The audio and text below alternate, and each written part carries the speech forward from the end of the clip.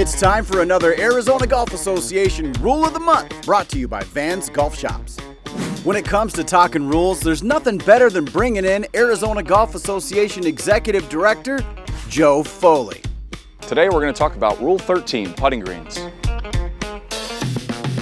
So there are things you can do on the putting green that you can't do anywhere else, right? First thing that we all know about, right, is that you can mark and lift your ball and clean it. You can't do that when you're not on the putting green. So what can you mark your ball with? You can mark with a small coin or a small object. You know, there's no real limits. You can mark it with something bigger if you'd like, a drink or something, but we wouldn't recommend that. Right. Who wants to risk spilling their drink anyway? But seriously, marking your ball correctly is more important than you might think. When you're on the golf course, most of the time, if the ball sort of moves on its own, you're going to play it from its new location. But on the putting green, if you've marked, lifted, and replaced the ball, that ball now owns the spot.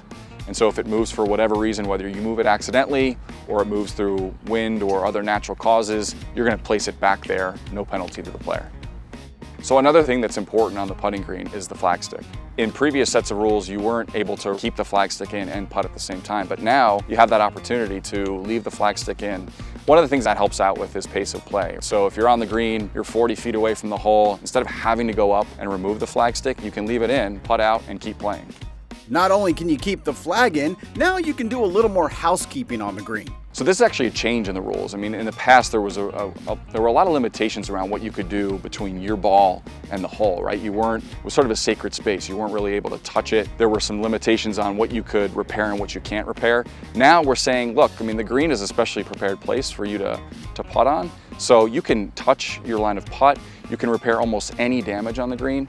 There are some things, if it's natural damage or if there's a course maintenance issue, then you can't repair that. There's no limitations on repairing spike marks. You can remove sand or loose soil or any other loose impediments. And you also can sort of touch your line of putt if you're trying to figure out where you'd like to aim. You know, for example, if you have a caddy who's telling you to aim, you know, a cup outside right. In the previous rules, you weren't able to sort of have that caddy touch the ground to show you where you could aim. Now, he's permitted to put the flagstick there to show you where to aim. So there are still a few things on the putting green you can't do. So for example, before you hit a putt, you can't be sort of rolling a ball on the green to see how the green's gonna play. You know, you can't be off in the corner, you know, rolling a few putts to an old hole location. Or you can't be rubbing your hand on the green or some other object to sort of test the surface before you make your putt. Basically, the rules are sort of preventing you from figuring out, you know, where the putt's gonna break or how the green's gonna roll before you make that stroke on the green. Make your putt, finish out the hole. After the hole's over, you do have an opportunity to roll a practice putt or two and then head to the next green.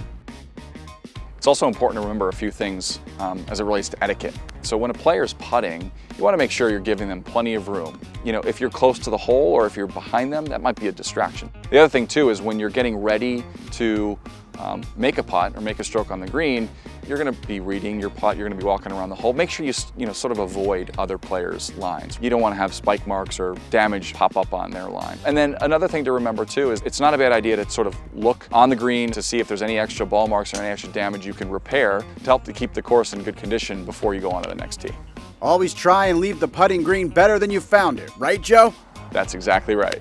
So that's Rule 13. Keep all that in mind next time you're out on the putting green.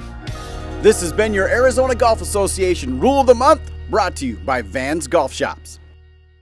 Whether you're driving for distance, pitching for precision, or putting to win it all, let our team show you the latest swing technology and data that will help optimize your game. Get custom fit for free today at Vans Golf Shops, home of the 90-day satisfaction guarantee.